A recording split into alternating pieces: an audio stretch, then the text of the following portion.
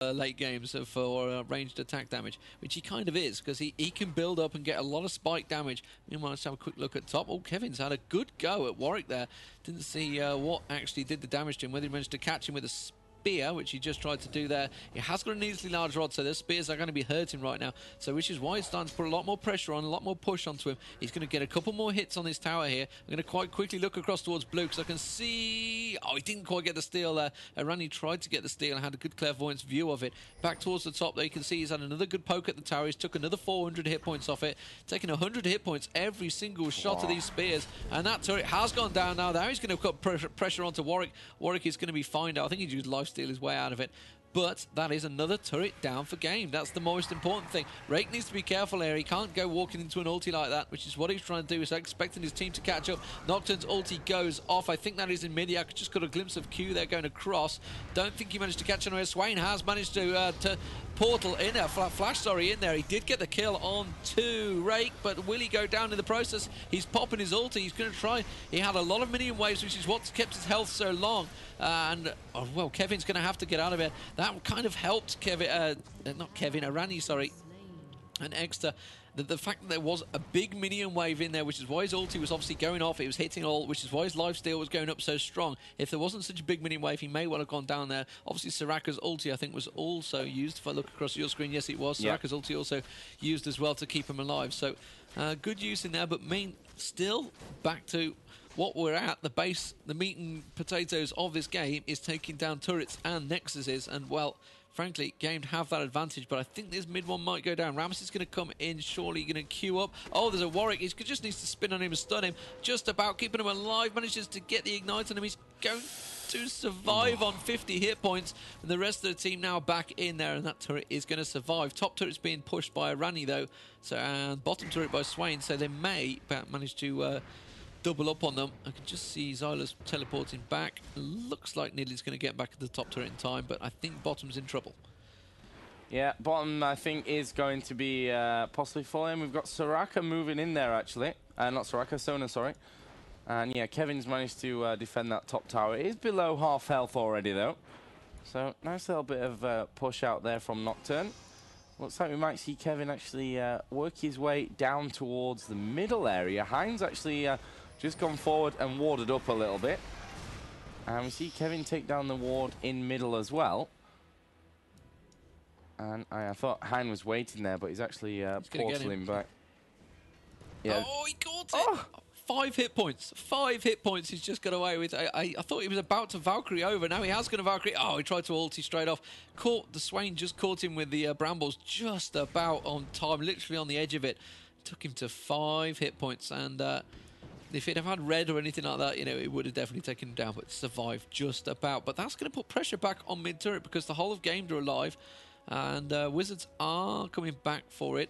Dragon had just spawned, which is why they're coming up there at the moment. They're just going to cover him off, but Wizards are not in as good position here. It's 4-3 in kills. Blue's just been stolen by Kevin at the top there, so Kevin's going to come down on Nidalee.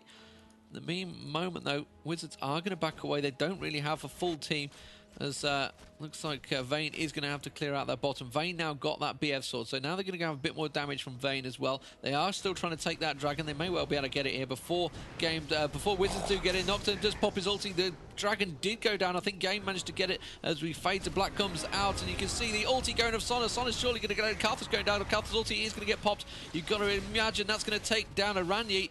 No, he just about gets away with it and doesn't gets taken down by Sona. Meanwhile, down the bottom here, Corky's got Warwick all over him. He's trying to take down Vayne in a matter of case of getting numbers. Oh, Warwick was split. Warwick split decision there. Managed to make Corky get away with it. And that is going to be Soraka, sorry, just about getting away as well. Going to follow in there. Needs to be careful. Warwick has used his ulti, I think, in there while it was on fade to black. Yes, he did. And that is going to be it. But that was 3 for 2. So Gamedde again coming out on top. And they got the dragon as well. So Gamedde really getting back into this one. Corky starting to show his true colours. He's got himself a Trinity Force, which is the main thing. But, you know, really puts his damage right up there. And I think Sona's just going to back away from that one. Don't want to be standing it. Instead, they're going to try and steal red as well. Trying to steal the lizard buff. Remember, they've already stolen the blue buff, the column buff. So stealing all the buffs. got a dragon apiece, and tower-wise, they have that advantage and the poke advantage. So I think Gamedde are in a good position here to be taking it to a third match. Yeah, definitely, and this is kind of their lifeline, obviously not in the tournament as a whole, but in this upper bracket. Should they lose this one, they will go down into the low bracket. So, you know, expect them to do that. Kevin has picked up himself a blasting wand, so that will fill him full of extra AP. And he's destroying these minion waves, actually, as he goes along. Meanwhile, in middle, we have Rake, who's pushed up fairly heavily there, but his minion wave is going to be easily dealt with, of course, by Swain. And right now, Candy actually moving in with Corky, maybe to put that little bit of extra pressure on. Nidalee is just hanging back still on that top lane.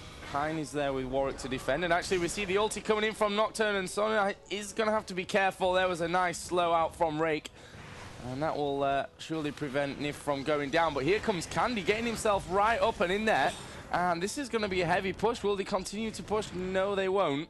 93 the poke coming in. Turret. Yeah, the turret surely is going to go down, and there goes Spear. Kevin with the spear. And I'm not sure that Swain was exactly ready for that one. Here we go. We could see Hein in a little bit of trouble. He is slowed. Will he be able to hold on to this one? They've got the damage from the turret. Ulti comes out from Sona. Arani is in no position to defend either. And this is a great situation for Gamedde now. They can probably push through this one and maybe even the next one. Yeah, fantastic push there, and really that spear caught Swain out completely. Thought, oh, got away with it, thanks. I'm off now. Just up. Stab. Yes, stab. Caught him straight around the side. Corky being very aggressive now, as he can be, and that is the base turret down. So really great push from Gamedde there, taking 3 turrets. The mid one was already on such a low hit points as well, only on 93 hit points when the attack all started. And Gamedde came together very well, and now Wizards are backed against the wall with a base turret down. They need to be wary because obviously that inhib wide open now. So Gamedde are going to get a little bit of free farm here. Going to be able to clear the lanes. You can see Nidalee going to go, actually he's going to take blue while en route to clear out that bottom stack. So they're getting quite a few free stacks. Arani's fancies his chances. No, I thought he was going to go in for Corky there. I don't know whether he can realise that he's there. They can ping him, they can see him. They've got a ward in the river there, and he just places his ward of his own. So Rani. So let's have a quick look at the creep score actually while we are not think too much is going to happen there. Corky up to 203, 186 on Nidalee, 149 Karthus. Obviously they're the main ones that are going to be getting the creeps. 150 for Swain, Vayne on 182, 167. So fairly even in the farm.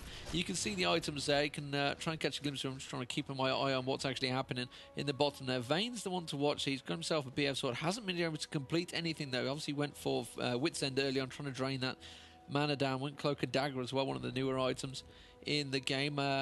Swain got himself a needlessly large Raj, hasn't quite complete that Rabadon's Death Camp, which Nidalee has completed, along with that Sheen as well. I did mention Trinity Force already on Corky early on. He's got a Bloodthirster as well now, so he picked up a couple of kills there. He's 5-0-2, picked up quite a few kills. Rabadon's Death Camp nearly complete on Karthus as well, so both the mids around about the same level. Meanwhile, Ionian Boots on Soraka keep those cooldowns down, and Mercury Treads and a bunch of Heart of Golds and Philosopher's Stone on Sona. So Sona's just printing that gold right now with those 15 gold every 20 seconds, is it? Or something like that, every couple of seconds anyway. I can't remember the 10 gold every 20 seconds with 2. It is, yeah, so 5 per 10. But he's got so he's 15. Ah, yes. I'm with you. 15 every 10. That's the one I wanted. Anyway, meanwhile down the side there, it is Corky trying to catch out Nocturne, but he's backed away. Maybe they're all 5 their game, so maybe we'll see them go for the inhibitor. Anyi just moving his way back in there, and those spears, you've got to dodge them. You've really got to dodge them because they're going to hurt from Kevin. And we'll see actually Wizards push him then away. Here we go. Ulti actually comes out onto Corky, who of course gets himself there out as quickly as possible. We'll see Karthus go down. His ultimate probably not going to do all that much, but he is going to pop it off anyway, just to give that extra boost to his team. Well, they are hanging around by that inhibitor, and they should be able to take this one down with Kevin there, just able to keep scaring him off with those spears anyway. And did that one connect? I'm not sure if it did. No. But inhibitors down anyway. It's another good push by Gamedde. Yeah, so 1 for 1 in there again. Karthus and Nocturne, the 2 that went down. Nocturne is when he launches in there as well, and the fact that they haven't really got anyone that's tanky enough to be able to open things up, which obviously like Ramos has, they're going to go straight for Baron here, which is what Wizards are exactly aware of. You can see the defensive wards are already there, so they know that they're coming towards it. They have picked up Baron already, and they are getting the hell out of there. Oh, look at that spear going straight down. Vayne wasn't expecting that. Soraka dodged out of the way and went, ah! Actually, you know what? I think that might have done a lot of damage. He's only on 1,200 hit points. It took a good chunk of... I think like half health, to be honest. Yeah, so it's doing probably about 800 health at the moment. I think he had 370 APs at 401. Obviously, he's got the Baron buff on at the moment, so give him that slight advantage. Gives me a level up as well for my gentleman Cho'Gath, so I shall level that. But yeah, I mean, Gamedde are in a strong position here, and we saw how the first game went. I think there was around about 25 kills to Wizards, and, well, only 7 to them so far. They are a long way behind. Dragon is up, and Rake has pulled it. Yep, and Rake is probably just going to sit here. Yeah, we see Xylo just coming to offer that little bit of support as he does a few circles around, just waiting. And there we go. Dragon is going to fall. Easy stuff, and we see Ramos now with the Sunfire Cape on as well. A few wards around this middle area just for game to figure out, obviously, if Wizards will push them anywhere. But so far, it's looking very, very good for the German EPS team. And Kevin, what's he up to now? 380 AP is sat out at the minute. And they're going to try and push down on this bottom tower. We'll see how well that goes as the spear comes in once again. And he almost connected with Barbecue once again, who seems a bit of a spear magnet, to be honest. And this time it hits Swain, who again, half HP almost there.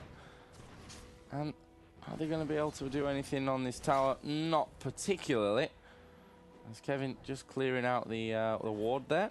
It's a dirty trick you can do in the league. He just puts his trap down on the ward and then just takes it out. It's horrible, really, when you're in lane against him and you can't do anything about wards. You know, he'll know. If you use a standard position, he'll be able to take them all down. Meanwhile, this tower is being chipped away at by Corki. He's already took half the health off it.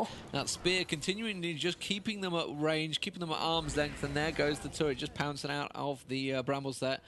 And that is another turret down. I'm up to level 4 just sitting in base. This is quite impressive. So you can see that... Beats your normal game. Yeah, aha. 1,500 gold is the base gold. And look at the spear. It is really starting to chip away now. 381 AP's got a brilliance potion on. It's really... That would actually kill Soraka nearly, I think, flat out there. She's only at 1,000 hit points.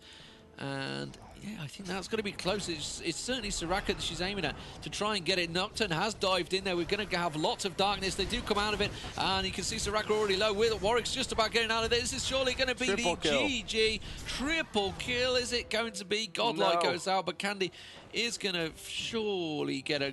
yeah, got 3 kills in there. Godlike comes out. That's going to be the turret down. That is going to be the inhibitor down. So 2 inhibs down. They've got... super minions coming up mid. Xylo takes down the turret, so that has got to be GG. And surely, are they just gonna finish it off here, or are they gonna go towards that inner turret up the top there? I think they may just try and finish it off. In fact, Corki's getting all aggressive. He needs to take this turret down. 160 hit points on it. That goes down. That's gonna be the final burst turret down. 10 seconds on spawn. That is GG. So Game take the second match, and convincingly as well. So a strong performance from Game there. It started to... It was very well balanced in the team picks, I felt there, and it really could have gone either way. I think Nocturne didn't really manage to get any feed on there.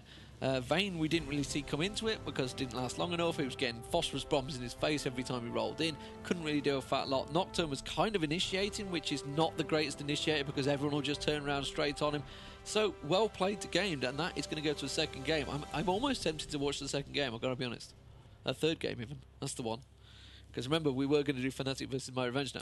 Yeah, but now we're in a third game. What do people want? That's the question. I think we want to see a third game.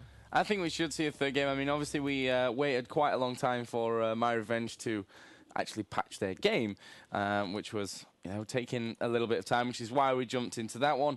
Right now, My Revenge and Fnatic are talking about being ready and stuff like that. That was 43, so I guess they already started, to be honest.